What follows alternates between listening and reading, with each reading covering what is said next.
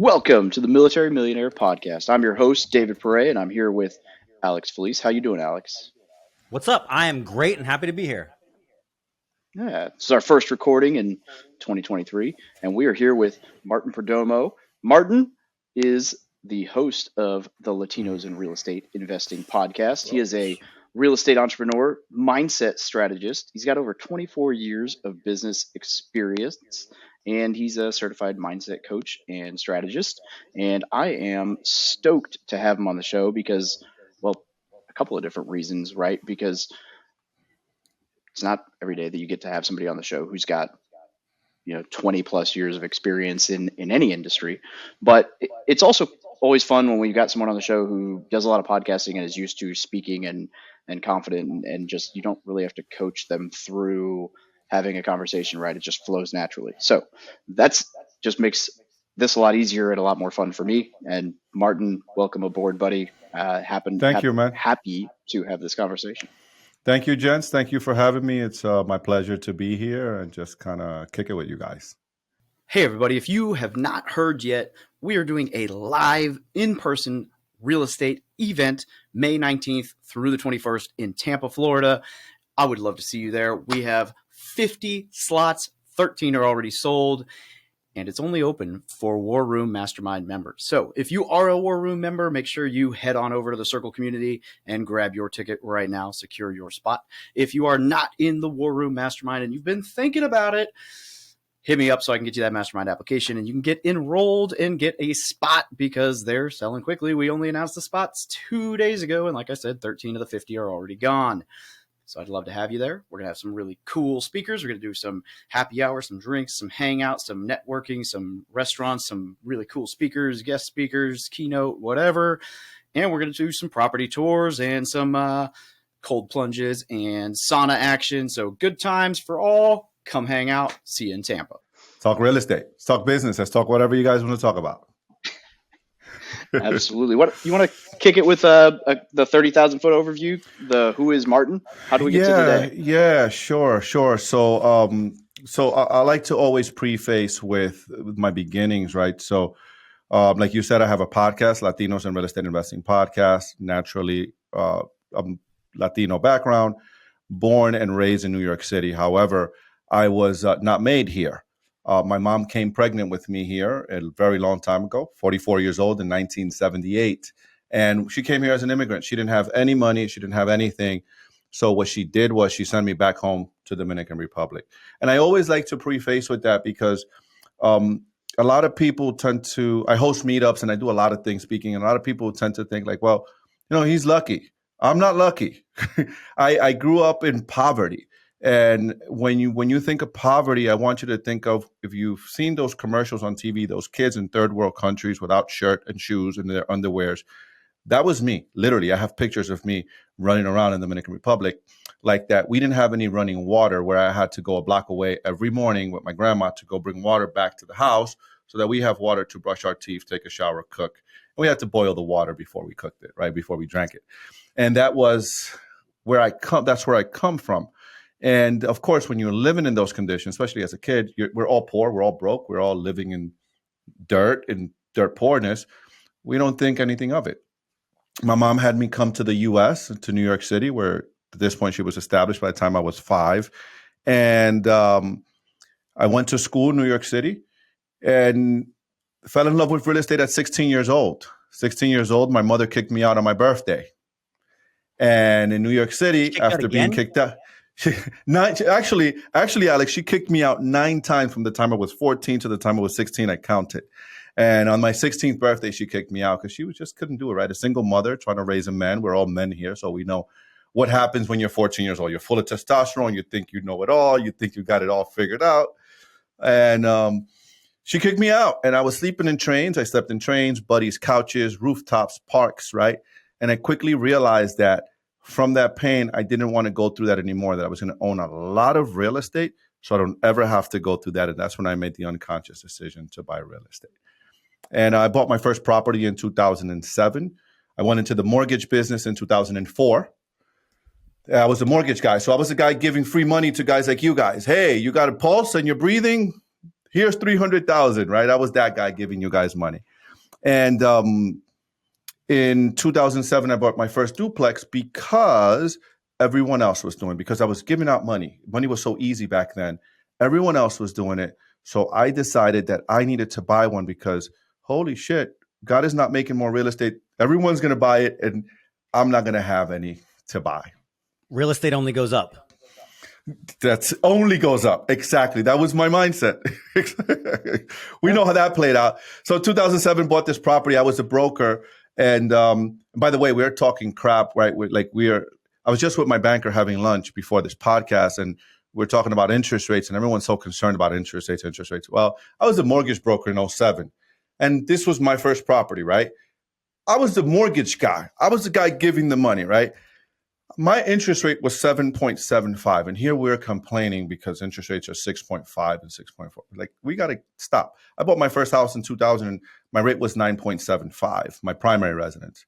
And so anyways, bought that property for $275,000. 2 years later in 2009 was worth $179,000. And I knew nothing about real estate investing, right? I was just doing it because everyone else was doing it, not because I knew what I was doing per se. So thing was underwater, $100,000. I was freaking out. Property burned down. I'm going to fast forward the story to 2022. Property burned down. I had some college kids there in 2015. They burned it down. I got insurance money, sold it, got rid of it. 2022, I'm buying a quad up the street from my office here. Appraiser comes in here. This is September, just a few months ago. Appraiser comes in here. I'm writing him a check. I'm like, hey, Jeff, so what are you going to bring this quad in at? He goes, I don't know, but he hands me this yellow manila envelope. He goes, here's my comps. For those that are listening that don't know what comps are, those are the comparable homes in the area. Here's my comp. So I open up this folder. I look at these comps. I see a comp for $385,000. Guess what? 2 doors down from that property I bought in 2007. Here we are in 2022. Market is dipping. We're in a downward kind of, correction, kind of stabilization in the market.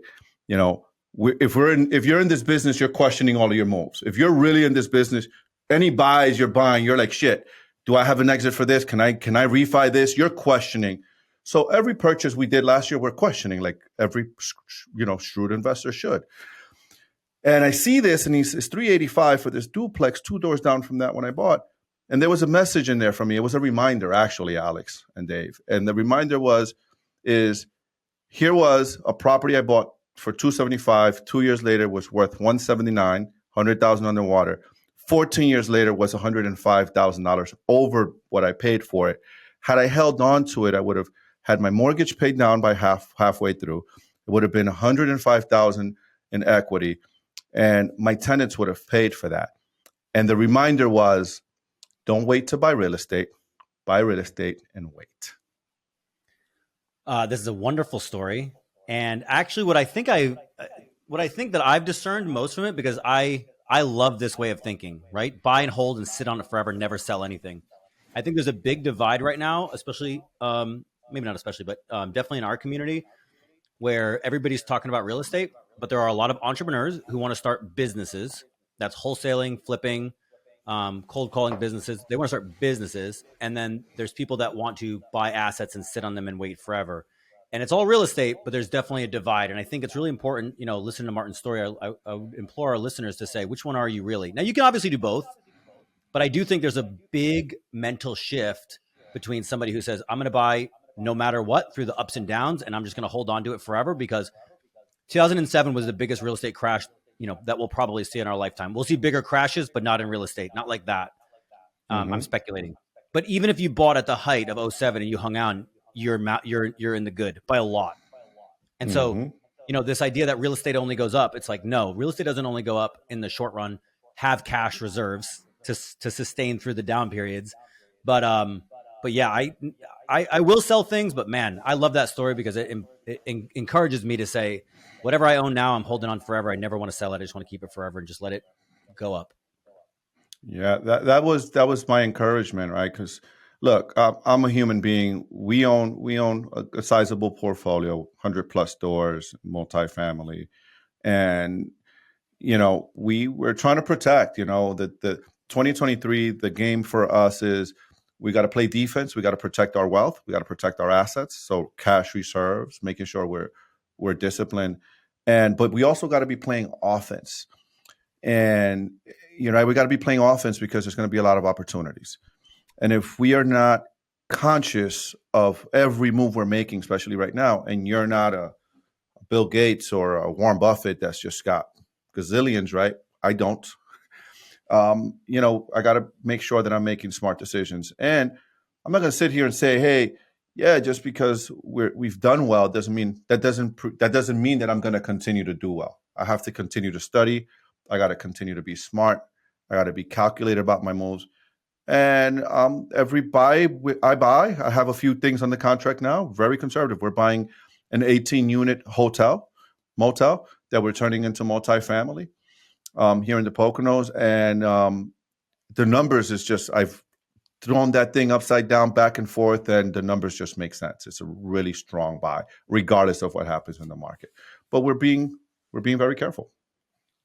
I'd like to talk more about this actually, because as somebody, a little bit of my backstory, not to make it about me, but I basically took 2022 off because I said, there's no way that I can make money. Some of the deals that I was penciling out make 1% IRR. And I'm like, I'll just go travel the world. I can make more money hanging out than I can by buying a risky asset at 1%. But the world is changing quickly. And I think a lot of the mania certainly is clearing off. And a lot of the people that would be willing to pay 5 or 10% over now are mostly, I think, gone. And now people are starting to, come to the negotiating table. And so I'm curious what that looks like for you. I mean, I think, specifically in commercial multifamily, we're going to see some cap rates decompress. Mm-hmm. We're seeing them already. We're seeing we're seeing that already. We're seeing retrades. We're seeing deals back out, and we're seeing sellers come to the table. So I'd be curious a little more details about, an offer that you say, hey, I'm buying in this period of the market where I think it's certainly the most volatile in the last 10 years, especially for an investor like me who didn't start till 2014. It's the most unknown, the most uncertain. And, how do you balance, like you said, I do want to play offense. The time right now for opportunity is monstrous because the people who are easily scared are running out quick and they're going to give you the most opportunity. So the time to play offense is now. You don't want to be surprised that there's opportunity in the market. You want to be hunting for it. At the same time, I don't want to buy something, especially if I'm raising money or using other investors' money. It's not even mine, right? And mine too, but especially if I'm using somebody else's money, I don't want to buy something that puts them at undue risk. So could you speak a little bit more about maybe specifics about how you balance those two out? So that's a loaded question. I'm always conservative. So one piece of advice one thing I've always done, okay, after I learned, right? Because when I bought that first property in 2007, I didn't know what the hell I was doing. I was cash flowing. Had I known what I know today, I would have never looked at that property the way I did. My perspective shifted. But one thing that is extremely important, we saw last year, I have a 57 unit where we've been working on refinancing, I'm going to say since July, and we're about to get to closing here in January, end of this month, February. And, the lending world has shifted so much. LTVs have dropped. I mean, it's just kind of collapsed almost, the lending world, in terms of how conservative they got and how afraid they are. So one thing that we typically do is we're very conservative. So if the lenders their DSCR is 1.2, and that's the debt service coverage ratio for those that don't know what that is. If the DSCR is 1.2, we're penciling out at 1.4. If we're buying a property, because we're trying to pencil it out at 1.4. Yeah, that's big. Now, so because I know your listeners, or maybe you're thinking, well, how the hell do you find those deals, Martin, right? So you mentioned something earlier where you talked about business and holding. I do both, right? So I have my own marketing team. Those were my sales guys that I just kicked out of my office here. They were out here talking. I said, guys, go to this conference room, right? And I have a marketing team. We spend a lot of money in marketing. We have a TV commercial. We do a lot of unique stuff to get deals. And so one of the things that I do regularly is I'm in touch. My banker, I just had lunch with my lender. Literally, I have another lunch meeting with my lender next Tuesday because I want to know what is it that the banks know that I yet don't know, that hasn't hit Main Street. I want to know, what are you guys thinking? What are you guys seeing? What's coming down the pipeline? So I can plan accordingly. So I'll share, for instance, this particular deal that we have. This deal, we got it from a wholesaler. He put it in my Facebook group. Epic, my Facebook group is Elite Pennsylvania Investors Club, private group. So if you guys want to join, he put it in my group. One of my sales guys found it. We went after it. It's 18 units, and he had it for $1 million. I saw it. I know the location. I was like, yeah, that's a deal. I was like, that's a deal. We scheduled it. We went to see it. It's an older guy, 80 years old, wants to get out. He's tired. They even negotiated seller finance, but he wanted to be first position on 700,000. He was like, give me 300. I was like, none of my lenders are going to play second position on 700,000. Right. No one's going to do that. Right. So we're just buying them out completely. But when we penciled this deal, the upside is so insane that regardless of what happens in the market, Alex, we're going to win. Example, he's got a one bedroom for he's got 7 one bedrooms for $730. That's a $1,100 rental without me doing anything. That's what it should be market.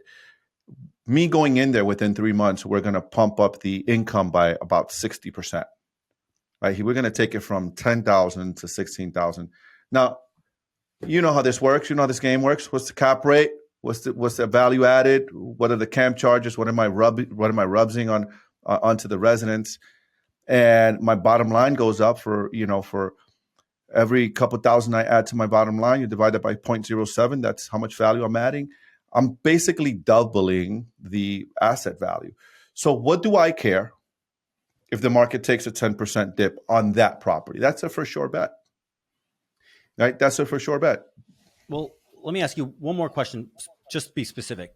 You have investors on this deal that you have to pay out, or is this just you and your? I don't need them. This makes a big difference for especially a guy like me, right? Whereas I'm competing and it's like I have to bring in investors and I have to be able to pay them out an 8% pref, and then I have to cash them out in 5 years. And so it really, what I love is I think I'm probably those kind of deals are in the minority of our group. Whereas I think people who are doing solo deals, I think the opportunity is monstrous right now because the smaller the deal, right, the faster that they're going to move with the market shifts. Right, somebody can unload $1 million unit. Somebody can unload a $200,000 unit. It's harder to unload a $6 million or $10 million property. And so, if you can go in there and you're like, I'm going to buy this property underpriced. I'm going to get some sort of fixed rate. I assume for some hopefully 10 years. My hope, right? I'm going to get a fixed rate debt if not longer. And you're just basically, I'm done. I'm gonna increase the cash flow and I'm just going to sit on it and it's basically set it and forget it. That's your plan. That's a plan on this one. So I also syndicate. Sure, yeah. So Yeah, on this particular one. So I know exactly what you're talking about. We're looking at deals in Atlanta right now. We're underwriting deals in different parts of the state. So I know exactly what you're talking about. Luckily enough, on this particular one, I can take this one down by myself and I don't need investors. I think there's a lot of opportunity right now. I think the syndication is going to take a little bit longer. Absolutely. The other thing that I like about this is Martin, you mentioned this one's a hotel, right? Right now. This one is a motel. So there's some nuances to that. So I like that because what probably happened is that deal probably got slapped in the Facebook group and a whole bunch of people were like, I don't do anything with motels. And you were like, there's a lot of opportunity here. I wonder, right? And you're absolutely right. So we bought something that was, I own an actual hotel that we operate as a hotel with 7 employees, but I also own something that has 14 long-term and 14 long-term and 9. When we bought it, it had 9 that were operated as a motel in one unit. And it took a year to convince the city to rezone those 9 as long-term. But now it is, and it cash flows much better that way. And so the rezone process is not always. Yeah. You got better cap rate. It's a much better property. Let me ask you a question, because that's one of the things that I'm kind of studying right now, talking to zoning officers. How was that process for you? How did they treat you when it came to the EDUs and parking? Because I know some of the things is, hey, I talked to the zoning officer and he was like, well, parking is an issue, and I'm like, it's on 3 acres, it's a hotel right now, there's plenty of room. What are you talking about? and it just didn't make sense to me. So I'm just curious, I know they like want 1.5 parking now for long term. It's one of the things for my city. What was that like for you? And what did they, how many hoops did they make you jump through that to change the zoning to long term? Yeah, ours is actually a weird situation. When we bought it, the entire 23 units was long term.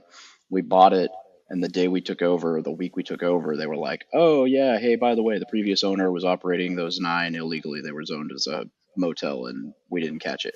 So you need to Nice. convert them back, evict everybody." And so we did. We played ball, and basically what we did after like 9 months is we went back to the city and we were like, "We need to talk to the city council."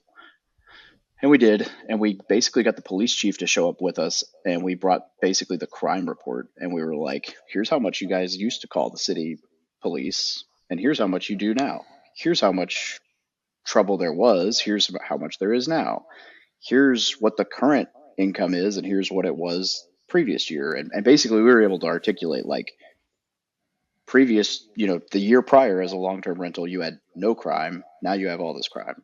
The year prior, it brought in this much revenue. Now it doesn't. So like, essentially we were able to show that like crime rate went up, current asset value has been deflated and wouldn't even appraise for, we painted the picture and they played ball, but we did have to play with new parking issues because you're right, for whatever reason, they assume that when you stay in a hotel, you bring one car. When you live in a long term, you bring 1.5 cars on average. So there is additional parking requirements. We also had to add stovetops to every unit, and there was 1 or 2 other things we had to add to every unit in order to convert it that we had to get approved, and we had to make some handicap additional changes that were brought up to code. And there was something else. It was like a 3-month process to get everything brought up to code. But now that we've got everything rented, it cash flows probably an extra $2,000 a month. So Nice. definitely worth it. Yeah, nice. Alex, I got a question for you, sir. You basically took a year off and you traveled. How is it coming back into real estate in the mayhem that we're kind of in now with interest rates and the instability in the lending market and prices in the single family space and cap rates decompressing? How's that feeling for you? Yeah. What's your experience there? So far, well, I'll say this, for anybody who does want to take time off, getting momentum back is difficult. Success seems to be very much a momentum machine. And so when you stop your momentum, it is hard to just pick it up and get back to the groove. And I took some time off to travel to, I'm a camera guy, videographer on the side, and that's becoming a bigger and bigger part of my life. So, I'm how do I say it? I'm coming back into real estate, but I'm trying to blend those two. So, where am I going with this? Sort of like directly for real estate, I'm a contrarian deeply and thoroughly, just by pure personality. Can't help it. Wouldn't want to if I could. When people are excited about the market in 2020, 2021, 2022, and I saw, I remember what it was like in 2012, and I said, hey, I'm going to buy 20 rental properties. I'm going to retire. And my friends told me that I was effing crazy. And then in 2020, the same people are like, how can I get into real estate? And I'm like, bro, you missed it. It's done. It's over. And so I watched it go from scarcity to pure mania, right? Where people are like, real estate only goes up. And so for me, now watching the market correct a little bit, it encourages me. It does not deter me, because I know that, as Sun Tzu says, in the midst of chaos, there is also opportunity. And so in the forthcoming, my prediction is the forthcoming bloodbath. That's when I'm going to make all my money. I don't make my money in up markets. Everything that I already own goes up in up markets, but I don't want to buy in the up market. I want to buy when everybody else is running away, afraid of the future. Alex, did you not see the Facebook comment that I tagged you in the other day? The bottom of the real estate market already happened. We're going back up. Yeah, I don't claim to predict where the top or the bottom is. I sort of go by, general market, or how do I say it? General sentiment of the people that I come across in the news media. When the news media is really excited and things like real estate agent is the number one growth job in American culture, right? If that's the number one job, then it's like I'm running for the hills, right? Mm-hmm. When people start doing the if you buy real estate, then you're effing crazy. That's when I want to buy. And so me coming Or in when now, and we talked about it a bit ago about being mortgage companies offense started and defense. slashing all their employees. Yeah, right. I love it. Right when the job losses start coming up, when as the unemployment rate goes up, I'll start getting more excited. The interest rates don't scare me because we're at 5.5%, 6%, depending on what you're buying. This is low. This is hilariously low. It does not scare me at all. Now the problem is a lot of assets, because of the mania, they are priced at 4 caps and 5 caps when they should be 7 and 8. So you can't make a spread, Mm-hmm. but that will decompress as the market corrects. So I am coming back into real estate, and I am trying to get my momentum back, and I am going to do it. I'm going to do it slowly and strategically because the opportunity, I do not believe the big opportunity, there is opportunity, but I do not the big opportunity, the big swath of opportunity has hit us yet. Personally, I totally could be wrong, but I think it is forthcoming. I think the time to start, for me, I'm sharpening my axe. I'm building the relationships. I'm finding out, I'm trying to sniff the blood in the water. So when the guy who, yeah, he's telling you how good he's doing on Facebook, but in the back scenes, he's running, his P&Ls are running red. That's the guy, right? When his 24-month bridge loan is up and he can't refi and he's like, I have to dump this thing. That's when I'm like, I'm here to solve your problems, friend. And I think on bigger assets, because that's what I'm focused on, right? Probably $8 to $20 million assets in North Carolina. Those are going to take a little bit longer because the bigger the asset, the more illiquid it is, and the slower the economic changes hit. The more liquid that something is, the faster the economic changes hit. Bitcoin is a perfect example. Stock market came next, right? Unemployment will come afterwards, and then real estate will come last. And I do not believe that we have seen, you said something in the very, very beginning of your, of the show, that basically to me summed up that you grew up with a very painful situation, and pain was an extraordinarily good teacher and motivator for you. Yes, sir, it was. And I believe that pain is the best motivator of all. And we haven't really seen that pain yet. And so once the pain comes, people will be motivated to sell more. And that's kind of where I'm like, I'm getting ready, but I'm not that excited yet, but I'm getting a little tingly. Dave, what do you see for 23? You see the market going down some? You see it going down to where? You think we've hit our bottom yet or what? Well, first, I want to, Alex mentioned what you said at the beginning, and I kind of missed a chance to reference something there because Alex got into some good topics there at the beginning. But you said something at the beginning that I resonate with very deeply and personally that I experienced about a month ago about boiling water in the Dominican, because we went to Guatemala a month ago and somebody drank the water. Oh boy. On accident. And Alex got to witness the fetal position of Dave on travel day home. And it was probably the most miserable day of my existence for the last 5 or 10 years. And so, yeah, I can appreciate in real time. I am more grateful than I have been in a long time for water purification systems. And let me tell you, brother, not even the locals drink it straight from the thing. Let alone us. I did not know that I had drank. If anybody wants private video of David yakking his life out on the side of a Guatemalan mountain, DM me. Yeah. Alex has a photo of me just like sleeping on the floor of the middle of the Guatemalan airport. Just yikes. On the ground. Yeah, he's having some David, but I am curious what Martin asked you about the prediction of the 2023 market. I'm curious. What are your thoughts? Oh yeah, no, I was digging in there. I go back and forth, right? So the interesting thing is, my story really hasn't changed a lot over the last 2 or 3 years. Is that I really do believe it's going to be market specific in a lot of ways. So I see, because the thing is, like, rates, it's almost like a waterfall effect, right? So the rates took a very quick hit on like San Diego, Orange County, LA, New York, Seattle, like these expensive markets, right? Because a 3 to 7% jump or 3 to 6% jump took, if someone who was pre-approved for 1.2% or $1.2 million all of a sudden is only pre-approved for $700,000. Whereas the same rate hike in my market, where the average home price, the median home price, I think is like 240, which is still like half of the national average.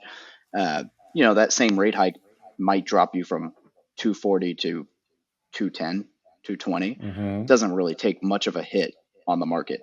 And so in Springfield, sure, houses are staying on the market a little bit longer, but I mean, I just listed a flip on Monday and was under contract by Thursday.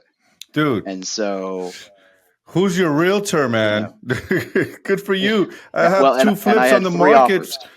Dude, this is so encouraging to hear you say that. I have two flips on the market. I put the day after, the Monday after Thanksgiving, and we've had maybe 4 showings, and we're in the first week in January, and buyers seem to start coming back. But we saw demand fall off a cliff. I recorded a podcast just this week showing that Showtime, right, the showing that the MLS uses, the software that the MLS uses. I don't know if you guys saw this, but it showed that there was 60 less showings year to date through December than last year. That excites me that you got that kind of action. I mean, we're not seeing, and I'm talking about properties. By the way, these are not $400,000, $500,000, $600,000 houses. These are $214,000 homes. Another one for $220,000 flips, and we're only 65 miles west of New York City. So we got and it's the Poconos high for Airbnb and getaway for the weekend, and the buyers, man, they're just, and these are turnkey, right? Flips just like yours. Yeah. These are turnkeys, and we didn't see that. So good. That excites me to hear that you getting that kind of action out there where you are. It should be encouraging for everybody, because if Dave can do it, let me tell you something. Dave's real bad at real estate. Okay, if Dave can do it, then everybody's in good shape. You guys are lots of hope. Hey, I've got 2 under contract right now, and a third one that's about to hit the market. But so I guess my answer, Martin, is that I have no idea what the future holds, but I think it's going to be fairly market specific, right? I'm in a market where you can still find 6, 7 caps, and you can still buy 1% deals, and you can still buy a property that at least somewhat makes sense.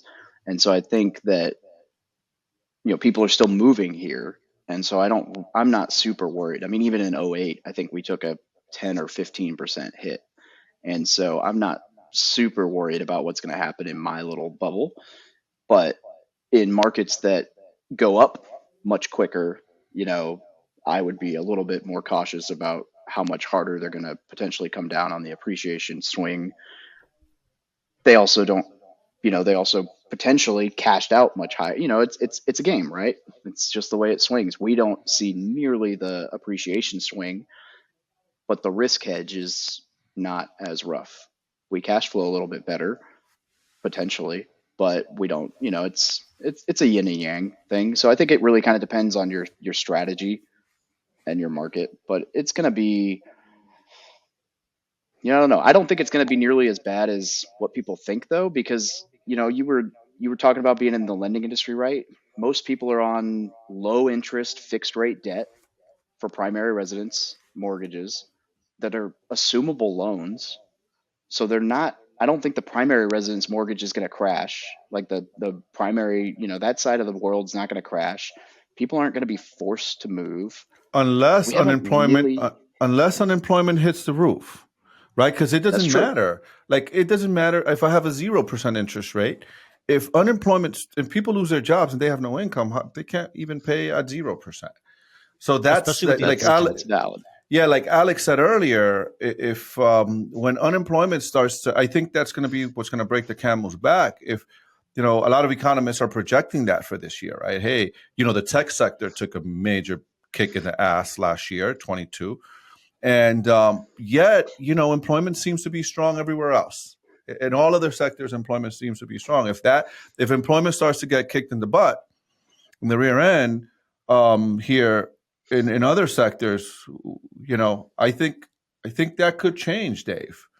Right? And David, in David's defense, unemployment has the exact same function of regionality that real estate does. So you can say, tech lost a lot of jobs, but those are, well, they have a lot of remote jobs, but they're also very centralized. So for one region, and so job losses will also be regional. So maybe the jobs that are in David's market are more resilient types, and I don't know, but that's going to be and those tech jobs are also in expensive markets. Mm-hmm. Right. Well, and so, San Diego. You have that's why those LA places got hit. California. Sorry, Alex. Yeah. We're all like rates truckers go up, and rates go welding, up, inflation goes up, and unemployment goes up. And I'm like, that's a nasty recipe. And in many ways, right, it looks like in 07 we had this very unique sort of collapse because we had this debt, back end debt on the Fannie Mae side. And so my worry is that people are always looking for that. They're always looking for the same crash as last time, and this time it'll just be different. So I think the big unknown is the inflation risk, because wait. Can you say that line again? I know I just want to hear you say that line one more time. Wait, but this time it's what? Oh. Just once more for the camera. This time it's everybody. David's making fun of me. Everybody's looking for the last crash. This time is different. You're Thank you. You're a jerk.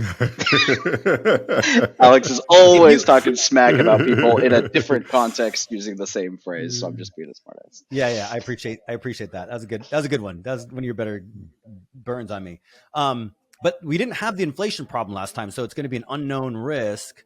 And I don't really know. I know that we printed money and we had subsidized interest rates for about 14 years. It was only in the headlines because it was egregious the last two, but it happened for about 14 years. And we're going to pay the price for that inflation, or pay the price for that in the form of inflation. And I don't know how long it's going to go. And I'm apprehensive to think it's just like, oh, we had a hard year of inflation and it'll go back to normal. I think this is going to continue on for a while.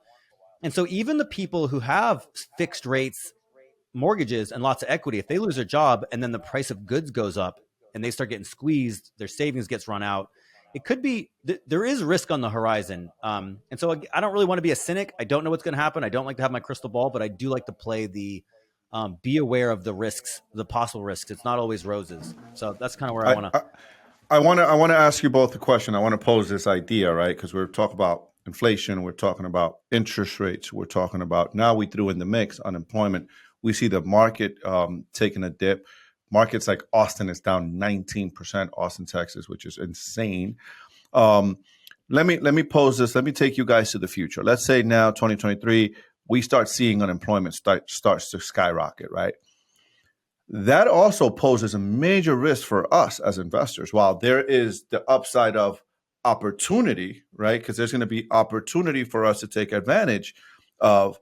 However, what should investors like us be doing to hedge ourselves against the bet of the house losing when unemployment goes up, and our residents can't, because if you can't pay your mortgage and it's no different, right? You still can't pay your rent if you lose your job.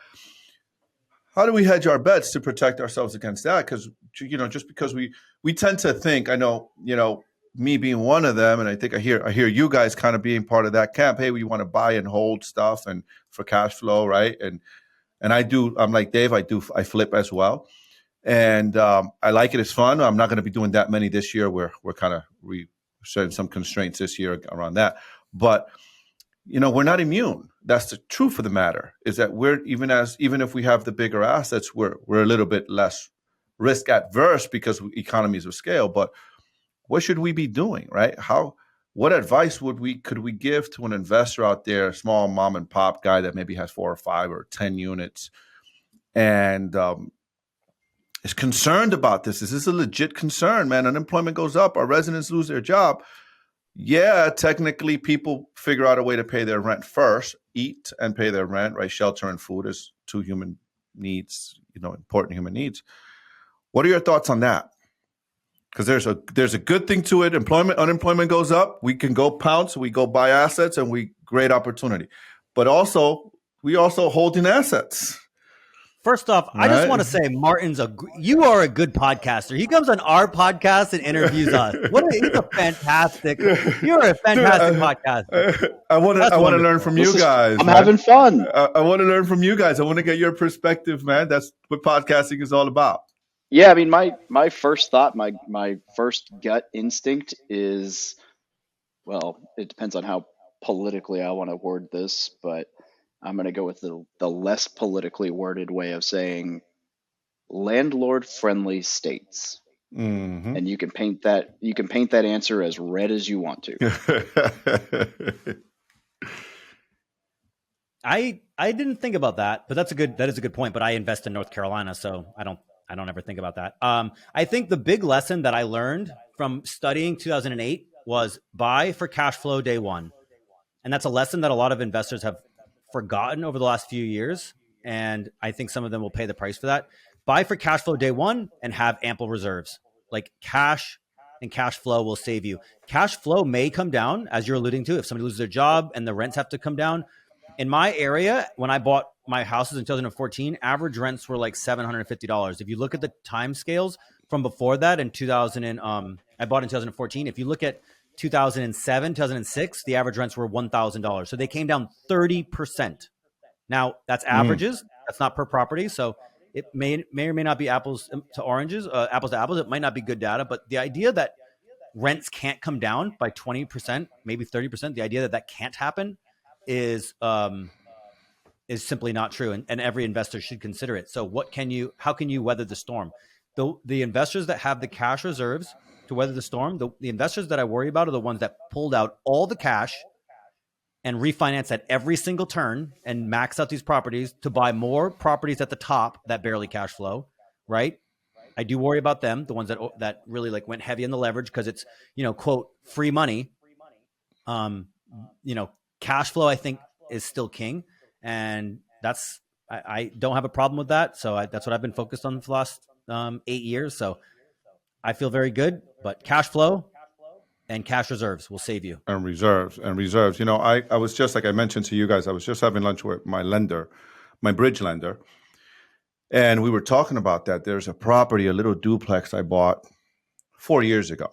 And I was sharing, my sales guys were with me and my lender was a bunch of us. And I'm saying, man, and I'm asking him, hey, what's happening in the market? What are you seeing? How are you guys underwriting? They're like, we're not concerned. They're already seeing the capital market stabilize, the interest rate stabilize for DSCR loans. And he's like, well, I think we're going to stay around 8.5 for the rest of the year. We're going to see the Fed's already clearly said they're going to slow down on the increases. The major increases are going to start bringing it down a notch to a quarter. But I was sitting there with my guys and I'm saying, hey, listen, I bought this. There's this one little property because I was doing exactly what you just said yesterday, Alex. Exactly what you just said, tightening the belt, looking at my numbers. Like, you got to know your numbers if you're in business. And so I got on a call with my property manager and I was like, hey, I forget. I got, you got so many properties. You guys know, you forget who's paying you for what. And so I had to call her and I was like, hey, what are we getting for this one? What are we getting for this one? And I'm tightening up my Excel sheet. And it was yesterday I realized, I was like, shit, when I bought that little duplex, I couldn't get more than $750 a month for, like, that was pushing it. I had to remodel it, make it nice, right? And today, 3.5 years later or so, I'm getting $1,100 for the same duplex. Yeah, did people get a 30% increase in 4 years in their income? I don't think so. So this is the beauty of real estate, right? Buying and watching numbers and making sure that you're running a tight ship and keeping up with what's happening in the market. Yet my debt structure hasn't changed on that, right? My cost of my debt, my taxes haven't gone up much. Actually, my insurance went down. I went and renegotiated. My assistant goes and checks my insurance every year, and we shop them every year to make sure we get the best rates. And it's like we're doing pretty good, and that's what I love about real estate, right? Is that ability to just continue to create wealth over time, man. That's what excites me about this thing. It's the long game, playing in the long game, and regardless of what's happening today. What I know, the great book says, somewhere in the great book says, this too shall pass, right? So whatever we're going through, this too shall pass, man. Like I said, 2008, when I was 100,000 underwater, and I was stressed because I didn't have the money muscle. I didn't understand business. I didn't really understand money the way I do today. I didn't understand real estate. And had I had that long vision really understanding real estate, understanding business, I would have just been like, who cares? I'm cash flowing. Who cares? That's just a number on a spreadsheet. Right. Well, one of the things I love about real estate. Sorry. No, go ahead, brother. Go ahead. I was done. One thing that helps me really to deal with these crashes, because it's exciting times, and every single person is talking about it, and they're predicting, and they're trying to figure out what's going on. But what happens with these conversations, and I'm talking to the listeners, right? They're like, we want to know what's going to happen so we can make moves. But the reality is, every period has some volatility, right? In 2017, a lot of people were like, now it's going to crash now, right? Don't buy now. And then I made all my money since then. So there's always going to be these conflicting opinions about what's going to happen, right? I'm always going to be like the sky is falling. It's just my personality. And other people are going to be like, I'm always buying because I don't care. And it'll sort of work out in the long run. But what I really want to emphasize is, instead of worrying about what's going to happen the next crash, right? Think about, you're going to go through 7 or 8 more crashes in your life. This next one is just one of many. And so the idea is, how do you create a system of investing, a mindset, and like a life philosophy to do both of them together? How do I live and invest in a way that deals with all crashes, no matter how they look? Because as much as David likes to bust my chops earlier about like, this time is different at the surface, but every crash has universal themes. Actually, the things that crash markets are almost exclusively debt and inflation, by the way. Those are the risks. And so instead of, it is really, really important and wise to think about this market and this upcoming year and how to adapt, but also how can you take those lessons that you learn and say, how can I apply this to forever? Because I don't want to have to worry about this every time and have the anxiety every 8 to 10 years about, what am I going to do this crash? What's it going to be? It's like, doesn't matter. I buy for cash flow day one. I have ample reserves. When the rents go up, I take the bigger increases. I stockpile away cash. I buy good deals, right? I dollar cost average deals. Sometimes I buy in 2022. Sometimes I buy in 2014, right? And so I think that sort of mentality, now that's probably not going to make me a billionaire, but I think the majority of people aren't out to be billionaires. They're out to create a reasonable amount of wealth, and everybody can create a reasonable amount of wealth if you have a reasonably well thought out philosophy that is time tested. Yeah, it goes to, like Dave mentioned earlier in my intro, and when I'm coaching people, I'm a certified hypnotherapist. It's about the focus, right? It's about you focusing and having clarity on what you want. Once you know what you want, once you know where you're going, you can get there, right? And once you commit to knowing, hey, this is what I want, and it doesn't matter to me how long it takes me. I'll share this with you guys, right? When I first decided to reach financial freedom, it's a decision I make, right? You first decide, then you commit to it, and then you take massive action. But once you decide and commit and the massive action, but you really commit, like, I'm committed. I don't care how long it takes. I'm committed. I'm doing it. I created this board in my office, and my number was $7,500. That's what I needed. That's what my family needed to get to financial freedom. And I wrote $7,500, and I just started Craigslist ads, wholesalers, meetups. I did everything guys like you would tell me to do. So I would listen to your podcast, right? And you'd say, you got to attend meetups. You got to call 5 real estate people. I just do it. Just take action. I would just take action. And I had this number 7,500 and bought a duplex, and I bought another one, and That one net me 400. That one net me 500. That one net me 300. And I just chip away. And I didn't care how long it took me.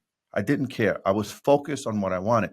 I share that with your listeners because that's what we should be doing through any market. Is what you first need to know. What is it that you want? Because you see, my goals and my strategies, your goals and your strategies, Alex and Dave's goals and Dave's strategies, we're all going to have different strategies, different goals, different things that we need to get to, that we want to accomplish, different ways. Maybe that's 7,500. You look at that and you say, that's a joke, man. I can't live on that. I can't even make my car payments with that, right?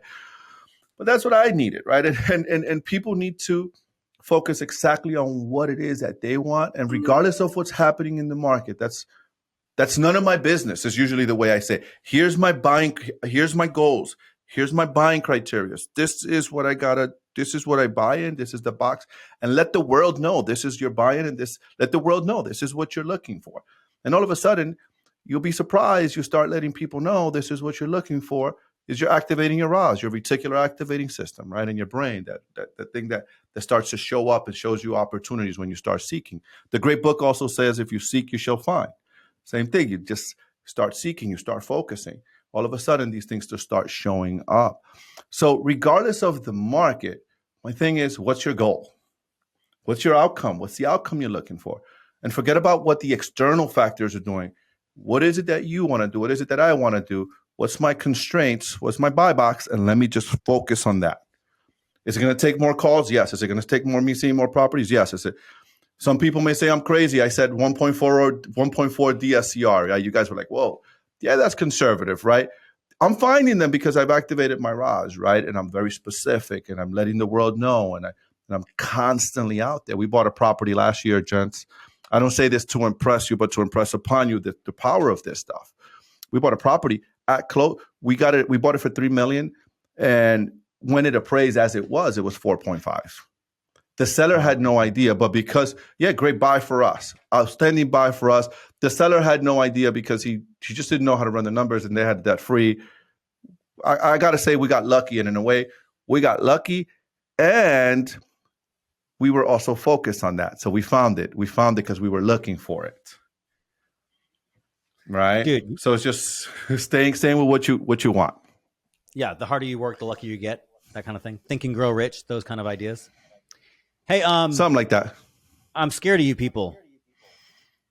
They're hypnotherapists. I got hypnotized on this podcast by some guest that David brought on this show, and I got hypnotized on this podcast. Yeah, it was the craziest thing I've ever had in my life. Caught me completely off guard. Everybody, go back and listen to that episode with Jason Dries. Hypnotized me. I'll make sure I check it out. Yeah, it was the craziest thing. I was like, "What the heck just happened to me?" It worked so. It was so weird, and I don't think he knows. Now you've got a job lined up. Yeah, now I think I might got a job lined up because of it. Yeah. Yeah. People ask me, hey, people get scared of that. Like you say, oh, I'm scared of people. Well, what is hypnosis, right? Hypnosis is, hey, best way I can explain it is you got to be in rapport. Number one is that if I tell you close your eyes, right, and take off your shirt and go run around the street 5 times, you're going to open your eyes and say, get the fuck out of here, Martin. I'm not doing that, right? You're going to get the hell out of here. You have to be in deep rapport, and your unconscious mind, you have to trust me. We have to have trust before. Now, there's some skills and some things when you see those stage hypnos, that there's some things that are done there. But yeah, it's not a lot of what people think it is. It's not as creepy as what people think. As somebody who is, again, I said earlier in the show, I'm deeply rebellious, but I'm also like deeply skeptical. I say this in complete jest. It actually helped me out. It really did help me out. It was awesome. Unprompted and sort of impromptu, and probably not as effective as it could be because it was literally like, a fluke on a podcast, and I'd never done it before. And it's almost, to me, it's a little bit scary to admit because I'm like, man, somebody was tinkering around in my brain without my consent in some ways. But I'll tell you what, I would sign up for that. Anybody else who's on the fence or curious or whatever, like that's good stuff. If you get the right person, I assume, right, you get somebody you can trust. Yeah. And somebody you have good rapport with, like in the right setting, dude, that's good stuff because it got me out of my way in some ways. It's really powerful, man. I went to an event, the Millionaire Mind Intensive. Have you guys ever heard of T. Harv Eker? What's the name of the book? The Millionaire Millionaire Mind something, I think is what Harv wrote. Are you guys I've familiar? been You're wanting to familiar go with it? to Yeah, I've been wanting to go to one of his in-person events for like 2 years, but he hasn't Yeah. done it in person since Nah, the dude. pandemic started. So Success Resources. So he sold his whole thing to Success Resources. They went out. Success Resources went out of business in with the pandemic. So that's why you haven't seen it. They're out. So they're in the Philippines and Asia now. But I went to an event, which is that one, Millionaire Mind Intensive, and T. Harv, one of the instructors, I know one of the instructors that teaches for Harv, and him and Harv are having discussions now. So I hear, don't know this for sure. So if Harv, you're here, if you're listening to me, I hope you bring it back because I do want to do it again. T. Harv is talking about, since he sold it to Success Resources went out, he's going to take it over again, is what I'm hearing. They're working on something like that to bring it back. And in this event, there was a breakthrough. They do this thing that's for like a breakthrough, and it's you break an arrow with your neck, a literal arrow with your neck. And I do stuff like that. And, in order to do something like that, in order to walk on fire. So have you, any of you been to a Tony Robbins event? So Tony Robbins has you walk on fire at UPW. I've done that 3 times. Any of you jumped out? You probably have, Dave, military guy. You jumped out of a plane, right? So you've jumped out of a plane. So that's 1% I of have the. done it recreationally. Alex did it in the military, so You did it in the Alex hates military, it, Alex. and I Okay. enjoyed it. Yeah, I did it Plane, recreationally as helicopter. well. Yeah. Yeah. So that the Army knows how to take all the fun out of it. So here's the thing, right, Alex? When you did that, and Dave, when you did that, and I did it, like, so first of all, 1% of the total population never gets to do that. The whole world only. So we're in that 1% club. When you do that, we're sending a message to our brain, to our mind. Shit, when you're up there, it's scary. Like, hey, you probably did it professionally, Alex, and they probably took the fun out of it for you. And I don't know if the fear was still there, if the fear is still the same when you're up there and you're doing the military with your brothers and stuff like that. But when you're doing it recreationally, man, it's scary, right? You're like, shit, I'm really doing this. And you just go. What message does that send to your unconscious mind? Well, the message is, well, no wonder we're all successful real estate investors, right? If I can jump out of a plane, right, and survive and go through that fear, what the fuck is flipping a house? This just sticks and stones. What the heck is taking a $2-3 million loan and doing that deal, right? All that kind of stuff is kind of mindset training. It's a mindset training ground to make our mind stronger, and those things make us better business people. Those things make us stronger risk takers, right? Because if you walk on fire, you break an arrow with your neck, you jump out of a plane, you do those things, and you just come out stronger. So when I did this thing with T. Harv Eckerd's event at the Millionaire Mind Intensive, and I broke, it's symbolic, right? You break, someone puts an arrow literally on your neck right here, and they push it against you until it breaks. Either goes through your neck or the thing breaks. But what happens is you write there, what's the thing you're trying to break through that you're stuck on? And then you do this exercise. And then this thing breaks on your neck and you beat it, right? The message to your brain is, shit, it didn't go through me, I beat it. And I put this thing on my vision board. So I've had it for years, and I put it on my vision board with a clip with what I wrote. And just this morning I was looking at it, and I was like, or last night when I told you I was looking at the numbers when I got home, I was like, shit, I actually did that years ago. And it's just kind of a reminder for me, like, this is the importance of being around people doing bigger things. This is the importance of me surrounding myself with smarter people. This is why I asked you guys those questions, and this is because I want to learn from you. I want to get better. Dude, this is powerful stuff. I'm really, really glad that you came here. I hope you get some clients out of this. Anybody who needs to get a little brain, get out of their own way, give Martin a call. Just come check out my podcast. I don't do one-on-ones anymore. I just do either speaking. I go do one to many. That's even better because I don't want to solicit for you. So that's even better. I don't do one-on-one. Just come to my podcast. I do some mindset stuff there, and just come there, or just come to one of my events. And I don't do one-on-one stuff. All right. I think we're coming up on the end. Martin, dude, how can people get a hold of you? Hey man, just like I said a moment ago, come to check out my Instagram. I have a YouTube channel where I show the real deal on real estate. I do a lot of vlogs and show people like, dude, I had a lady I was evicting. She threatened she was going to kill me. We have that on video. She's crying, dude. A lady, we were doing an eviction. We show people the real deal. Just check out my YouTube, The Elite Strategist, or check out my podcast, the Elite Latinos in Real Estate Investing podcast, and follow me on Instagram. And I'm on Facebook. I'm on all the socials. Just check me out there. Connect with me there. You could DM me there. I respond to everything there. I do have a team that does a lot of social, stuff for me, and I respond to everything myself. Love it, Martin. This has been a lot of fun. Yeah, brother. Thank you for having me, man. Thank you for having me, brother. I really appreciate it. It was fun for me too. Absolutely. Yeah, man. I got some good pointers from you guys. Us as well. It sounds so condescending.